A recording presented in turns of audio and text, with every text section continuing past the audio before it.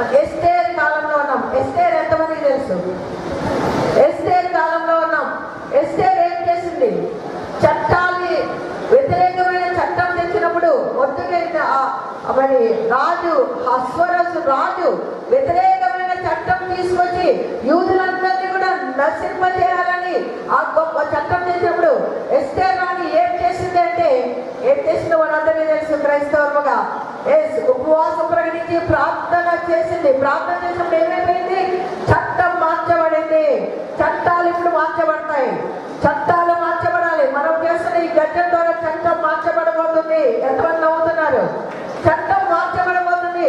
మనం ఒకవేళ ఈ తరం కానీ భవిష్యత్తులో మన పిల్లలు ఆ యొక్క దళిత హక్కును అనుభవించే విధంగా చట్టం మార్చబోతుంది. కానీ ఈ సమయంలో సభాముఖంగా నేను తెలియజెప్తున్నాను. కాబట్టి మరి ఎవరు అధైర్యపడద్దు. ఖచ్చితంగా ఈ గర్జన ద్వారా ప్రభుత్వం కదలబోతుంది. తర్వాత మరి ఎస్టేట్ కాలంలో చట్టం ఎలా మార్చబడిందో ఈ యొక్క ఉద్యమము ఆ విధంగా మార్చబడబోతుందని సభాముఖంగా తెలియజేసి ముగిస్తాను. Thank you.